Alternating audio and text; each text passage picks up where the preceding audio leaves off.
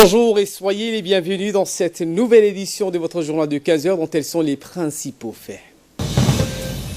Le chef de l'État, Ismaël Omar Guelleh, est parti cet après-midi à destination de la Tunisie.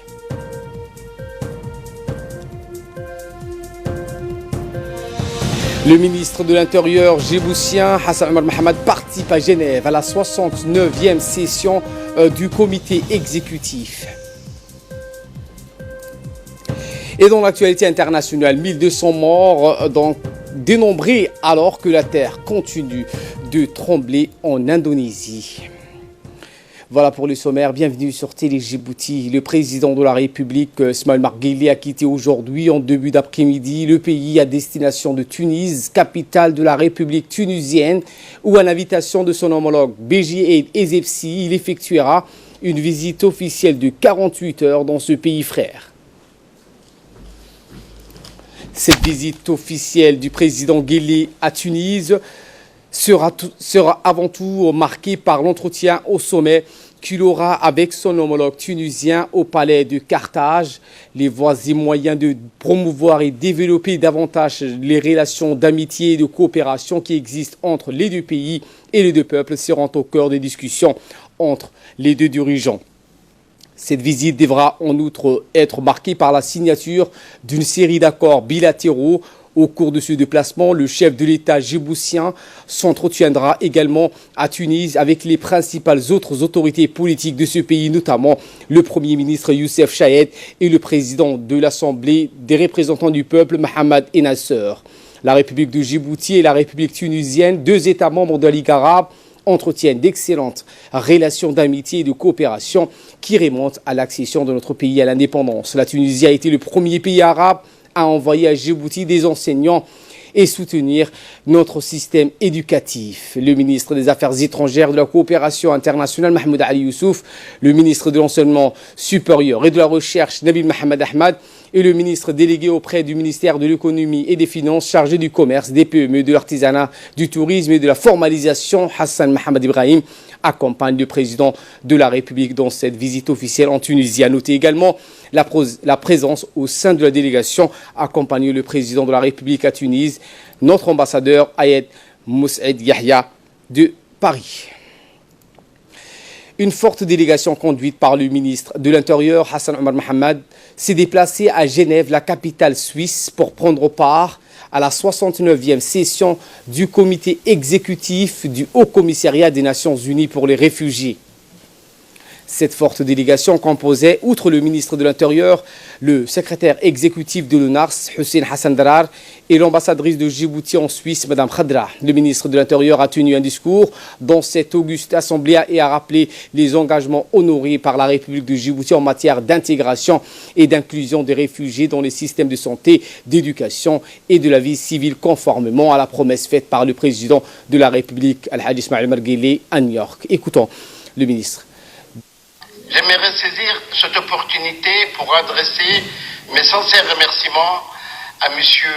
Filippo Grandi qui a réservé une visite mémorable à mon pays l'année dernière. L'occasion pour lui de reconnaître et saluer les engagements honorés par mon pays en matière d'intégration et l'inclusion des réfugiés dans le système de santé, d'éducation et de la vie civile, conformément à la promesse faite par le chef de l'État, son Excellence M. Ismaël Omar Guelleh, à New York. M. Filippo Grandi nous a exprimé sa satisfaction et son entière disposition à Abtia et l'entière collaboration du HR pour aller au bout de l'ambition de mon pays d'offrir un foyer décent et une seconde mère patrie à toutes ces personnes vulnérables dans notre région. Le ministre de l'Intérieur et le haut-commissaire des Nations Unies pour les réfugiés, Filippo Grandi, a salué donc les efforts du gouvernement djiboutien pour sa politique d'accueil des réfugiés. Je propose de suivre Filippo Grandi. Un pays petit mais très accueillant. Je salue aussi la mention qui a été faite par le ministre de l'Intérieur des nouvelles dynamiques de paix qui semblent prévaloir dans la Corne de l'Afrique. Comme je l'ai dit dans ma déclaration initiale, je pense que nous devons profiter de l'espace que ces déclarations nous fournissent pour essayer de poursuivre également, à côté de beaucoup d'autres choses, des solutions pour les problèmes de déplacement forcé qui sont toujours très importants dans cette région. Santé à présent. Le ministre de la Santé, Dr Jamal Maouki, a présidé une réunion d'évaluation des activités du SMUR qui s'est tenue hier à l'hôpital Chéreau en présence des principaux collaborateurs du département de la santé. En effet, depuis novembre 2016, date de sa redynamisation, le service médical des urgences et de réanimation SMUR s'est engagé dans une profonde transformation qui a permis de sa capacité d'intervention pour la prise en charge des patients à leur domicile ou lors des accidents sur les voies publiques. Au cours de cette réunion, le directeur technique de l'hôpital Chéreau, Dr Moussa Abdillahi, a présenté sur le bilan et les perspectives du SMUR en étayant les principales étapes parcourues au cours de la réforme structurelle du SMUR. À ce sujet, le ministre de la Santé, Dr Jamal Maouki, a sollicité une plus grande implication de toutes et de tous afin d'atteindre les objectifs fixés dans le plan de cette réforme du SMUR. Le ministre a par ailleurs réaffirmé la volonté de son département à renforcer davantage la capacité et les rayons d'intervention de cette importante unité de transport médicalisé, notamment à travers la décentralisation de ses activités de secours médical vers les régions de l'intérieur. Fin de citation. Mise en terre du corps de la jeune Mahado Ali Sabié, les funérailles de la jeune Mahado a eu lieu ce matin dans sa ville natale au grand cimetière Gohara. Plusieurs membres du gouvernement ont pris part à la cérémonie funéraire, dont le ministre de la Communication chargé des postes et des télécommunications, Abdi Youssouf Sougué, le ministre du Travail et de la Réforme de l'administration, Hassan Idriss Samrié, le ministre délégué chargé de la décentralisation, Hamadou Mohamed Aramis, des parlementaires de la région d'Ali Sabié, les autorités de la région, le préfet d'Ali Sabié, le président du conseil régional, ainsi que le préfet de Dikili et Arta et la population Assadjouk se sont mobilisés pour l'enterrement de la défunte. Rappelons que le meurtre de Mahado Dahir, un crime passionnel, a bouleversé les Djiboutiens, en particulier la population d'Ali Sabié. Et cet atelier de renforcement des capacités de communication pour le développement et la formation des formateurs qui a eu lieu hier dans la matinée au sein du Palais du Peuple. Cet atelier donc avait pour but de former les formateurs qui par la suite vont former d'autres personnes pour améliorer les conditions de vie de nos concitoyens. L'atelier est présidé par la secrétaire générale du secrétaire d'État aux affaires sociales, Dr Ifrah, et la vice-présidente du système des Nations Unies à Djibouti. L'atelier a réuni plusieurs agents du secrétariat d'État aux affaires sociales et l'Union nationale des femmes djiboutiennes et bien d'autres départements ministériels. L'atelier va continuer 4 jours dans la salle de la réunion du Palais du Peuple. La vice-représentante du système des Nations Unies à Djibouti a exprimé sa satisfaction pour l'aboutissement de cette formation des formateurs et a remercié la secrétaire d'État aux affaires sociales, Mme Mouna Ousmane. Femmes et les familles, ainsi que la participation des enfants. Elle privilégie les contextes locaux et compte sur tout un mélange d'outils de communication, de canaux et d'approches. L'organisation de cet atelier vise donc à la mise en place d'un réseau restreint d'experts et de formateurs en matière de communication pour le développement qui vont par la suite répercuter cette formation par cascade à d'autres personnes qui travaillent sur le terrain avec les communautés.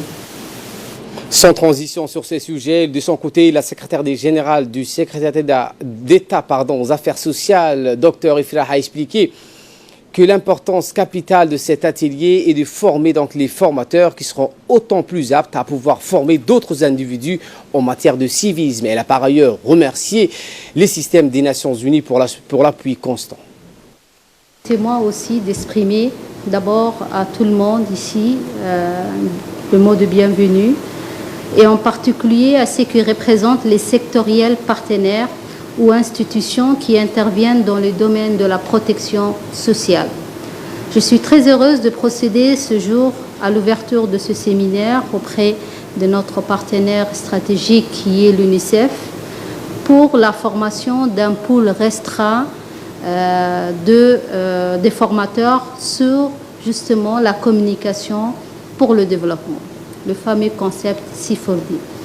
Ce concept s'inscrit dans la mise en place d'une stratégie de communication qui, ensemble, vise le changement de comportement en mettant au centre les familles, les communautés et en particulier justement l'enfance.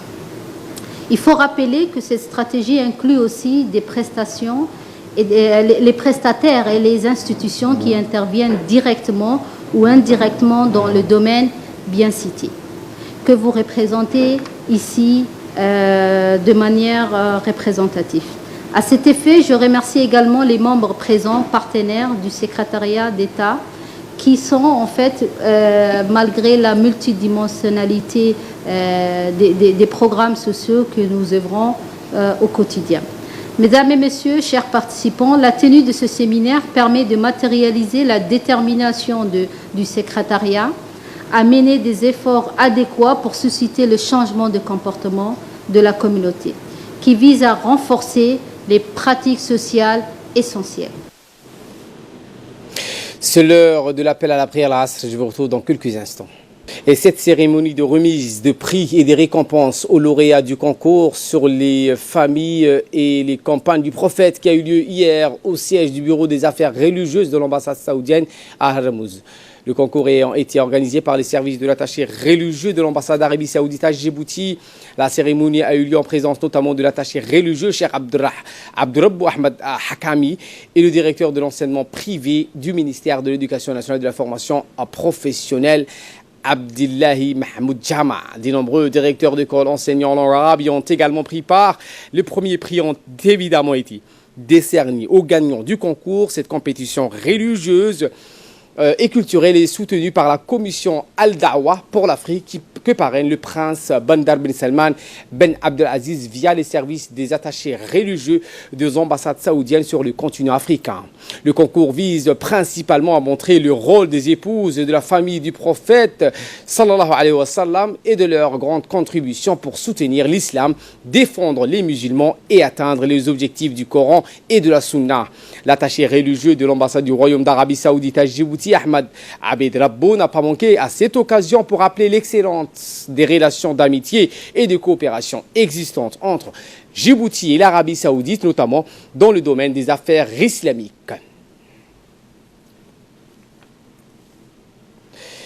Plage de la Siesta, opération de nettoyage. Un groupe d'une centaine de personnes s'est déplacé à la plage de la Siesta dimanche 30 septembre pour porter main forte au personnel de la délégation de l'Union européenne dans une opération de grand nettoyage. Cette initiative s'inscrit dans la continuité des actions de l'UE dans le monde afin de protéger le milieu marin. L'ambassadeur de l'UE à Djibouti et auprès de l'IGAD, Adam Koulak, a lancé le coup d'envoi de cette démarche environnementale.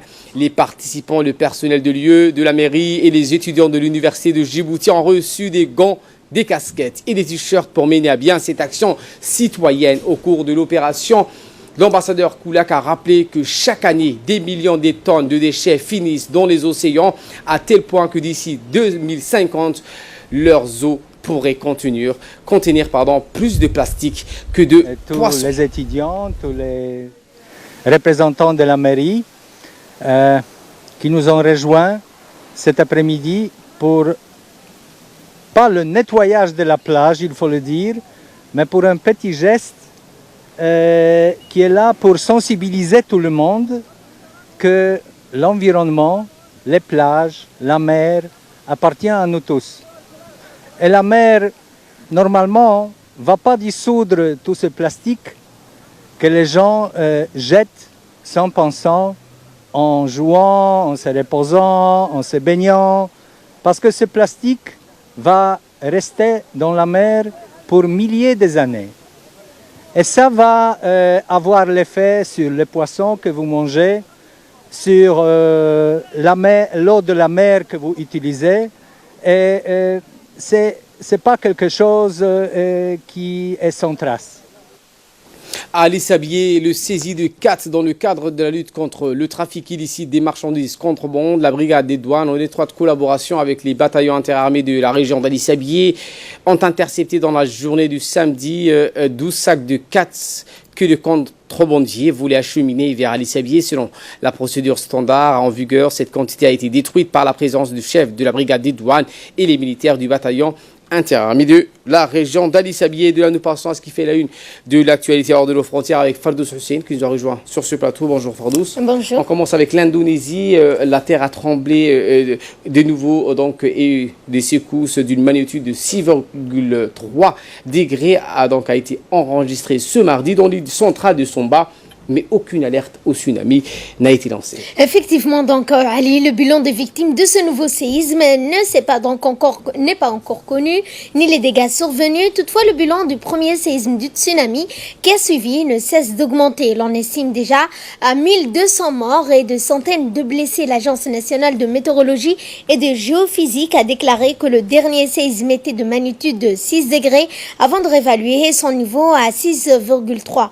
Puis d'autres secousses de moindre ampleur ont été retentis après de 5 jours. Donc le séisme et le tsunami qui ont frappé l'île de Celeb à Lyon en Indonésie. Le bilan ne cesse d'alourdir et pourtant cette agence météorologique estime à 1234 personnes qui ont perdu la vie dans ce tremblement de terre. Et nous enchaînons avec Barcelone en Espagne. Les indépendantistes catalans ont tenu à commémorer le premier anniversaire du référendum d'autodétermination qui s'est déroulé l'année dernière et des violentes heures les ont opposés à la police.